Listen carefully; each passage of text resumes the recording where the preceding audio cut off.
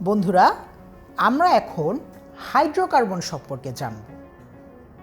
আমরা এখানে নাম দিয়েছি কি দেখো তো, হাইড্রোকার্বনের বাসায় কে কে। ঠিক আগের মতনই আমরা আসলে কিন্তু হাইড্রোকার্বনের কোনো বাসা নেই।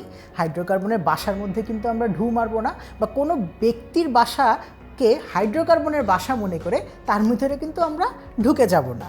আমরা মূলত এখানে হাইড্রোকার্বনের মধ্যে কি কি আছে বা হাইড্রোকার্বনগুলোকে বিশ্লেষণ করলে কি কি পাওয়া যেতে পারে সেগুলো নিয়ে আলোচনা করব। তো দেখো বন্ধুরা, আমরা এর আগে জীবাশ্ম জ্বালানির উপাদানগুলোতে বা জীবাশ্ম জ্বালানির যেগুলোকে আমরা বলে থাকি, যেমন কয়লা, যেমন হচ্ছে পেট্রোলিয়াম, বা হচ্ছে আমরা দেখেছিলাম যে প্রাকৃতিক গ্যাস। তো প্রাকৃতিক গ্যাস, কয়লা, এগুলোর মধ্যে কিন্তু আমরা দেখেছি প্রাকৃতিক গ্যাস এবং আমাদের যে পেট্রোলিয়াম, এগুলোর মধ্যে কিন্তু আমরা দেখেছিলাম যে অবশ্যই তার মধ্যে কার্বন এবং হাইড্রোজেন বিদ্যমান থাকে, আর কয়লায় হচ্ছে শুধুমাত্র কার্বন বিদ্যমান থাকে।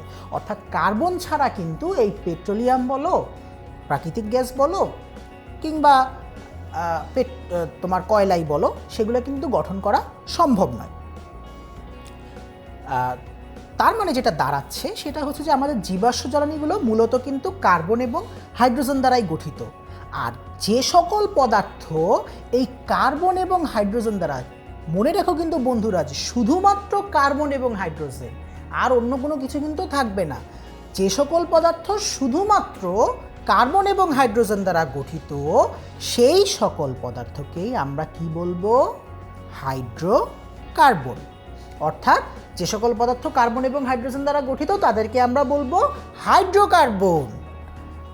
আর যে সকল পদার্থ কার্বন এবং হাইড্রোজেন এবং সাথে অন্য কোনো মৌলের পরমাণু দ্বারা গঠিত, তাদেরকে আমরা বলবো হচ্ছে হাইড্রোকার্বনের জাতক।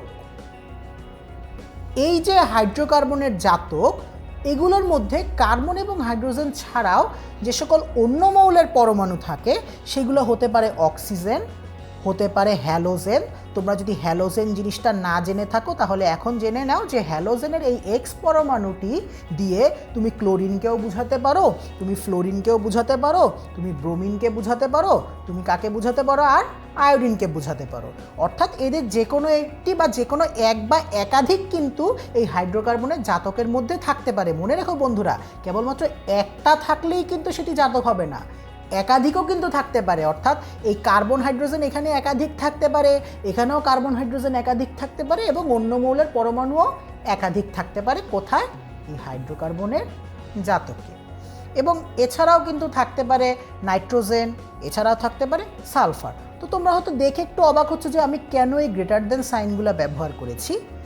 এটার কারণ হচ্ছে যে প্রকৃতিতে প্রাপ্ত যতগুলো হাইড্রোকার্বনের জাতক পাওয়া গিয়েছে তাদের মধ্যে, আচ্ছা একটু ভুল হয়েছে এখানে বন্ধুরা, আমি দুঃখিত, এটা আসলে গ্রেটার দেন সাইন হবে, লেস দেন সাইন না। তার মানে প্রকৃতিতে প্রাপ্ত যতগুলা হাইড্রোকার্বনের জাতক পাওয়া গিয়েছে তাদের মধ্যে অক্সিজেনের অ্যামাউন্টই ছিল অন্য পরমাণুগুলোর মধ্যে সবথেকে বেশি। অর্থাৎ কার্বন, হাইড্রোজেন এবং অক্সিজেনের অ্যামাউন্ট ছিল বেশি।